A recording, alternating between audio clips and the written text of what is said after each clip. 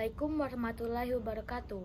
Halo teman-teman semuanya, perkenalkan nama saya Anjani Dwi Lestari dengan NPM C1C022066. Saya berasal dari kelas 22C Prodi S1 Akuntansi Universitas Bengkulu. Pada kesempatan kali ini saya akan menjelaskan sebuah video pembelajaran dari mata kuliah pengantar bisnis yang berjudul Konteks Bisnis Global.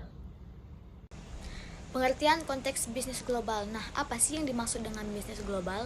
Bisnis global adalah kegiatan-kegiatan bisnis yang melampaui dan melewati batas-batas sebuah negara serta terkoneksi sedunia pada level kultural, politik, dan ekonomi.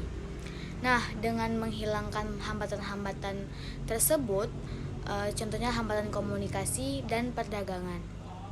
Nah, perusahaan memperluas bisnisnya ke pasar internasional karena beberapa alasan tertentu, termasuk pendapatan dari memperluas pasar ke seluruh dunia memberikan kesempatan yang besar untuk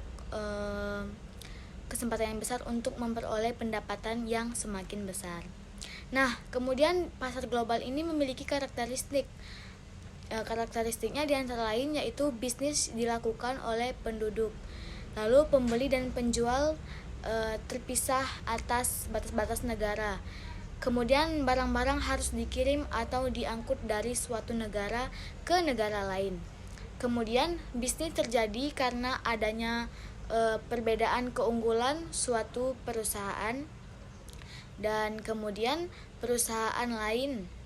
Antara negara yang satu dengan negara lain terdapat perbedaan dalam bahasa, kemudian perbedaan dalam mata uang, hukum, dan lain-lain. Tujuan dari pemasaran bisnis global yaitu untuk meningkatkan potensi laba sebuah perusahaan dan meningkatkan pertumbuhan atau menjaga kelangsungan dari hidup perusahaan tersebut dari ancaman-ancaman potensial yang berasal dari berbagai penjuru dunia. Nah, yang selanjutnya yaitu ada faktor-faktor yang mendorong pemasaran global. Faktor-faktor tersebut adalah yang pertama yaitu perbaikan komunikasi dan transportasi. Perbaikan yang terjadi di bidang ekonomi dan transportasi dapat mendorong dan memajukan pemasaran global karena semakin mudah dilakukan. Contohnya, komunikasi antara pelaku usaha yang bisa dilakukan dengan berkirim email atau dengan aplikasi video atau mengirim pesan dengan menggunakan teknologi yang lain. Kemudian yang kedua yaitu teknologi ini memiliki sifat universal yang dapat menghilangkan sekat-sekat dan batas-batas antar negara dan lapisan masyarakat. Nah, penggunaan dalam teknologi ini dalam industri dan gaya hidup, kemudian kebutuhan masyarakat juga dapat membuat pemasaran global semakin maju dan dilakukan dapat semakin berkembang. Kemudian yang ketiga yaitu kualitas. Meningkatnya kualitas sebuah produk atau banyaknya produk yang berkualitas bisa mendorong terjadinya pemasaran global.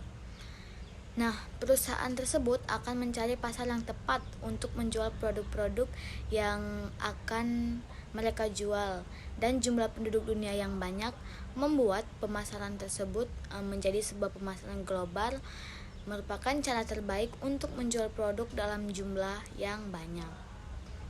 Nah, yang keempat yaitu perjanjian ekonomi antar negara. Perjanjian ekonomi antar negara ini merupakan faktor yang dikatakan dapat mempercepat terjadinya pemasaran global. Nah, karena apa? Karena banyaknya keuntungan dan fasilitas yang bisa didapatkan pembisnis dalam perjanjian ekonomi antar negara yang terjadi. Nah, hal tersebut dapat memberikan dampak yang baik yaitu untuk mengembangkan sebuah bisnis. Selanjutnya yaitu bentuk-bentuk keunggulan bersaing dari bisnis global.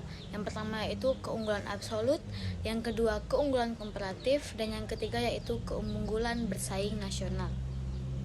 Nah, lalu apa saja sih manfaat-manfaat dari bisnis global ini?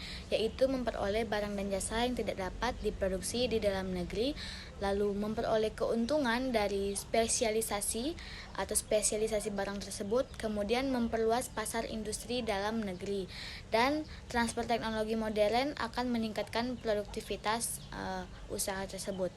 Lalu keuntungan adanya bisnis global ini antara lain yaitu memperoleh barang dan jasa yang tidak dapat diproduksi di dalam negeri. Nah, kemudian memperoleh keuntungan dan spesialisasi, lalu memperluas pasar industri di dalam negeri, lalu transfer teknologi modern dan meningkatkan produktivitas. Nah, kemudian yang terakhir yaitu jenis-jenis dari bisnis global. Jenis-jenis dari bisnis global ini adalah contohnya ekspor, import, barter, konsinyasi, package deal, border crossing, sea border crossing, overlap border crossing. Nah, itu adalah contoh-contoh dari bisnis global. Nah, itulah tadi materi-materi tentang konteks bisnis global. Nah, apabila ada kesalahan saya mohon maaf. Terima kasih. Wassalamualaikum warahmatullahi wabarakatuh.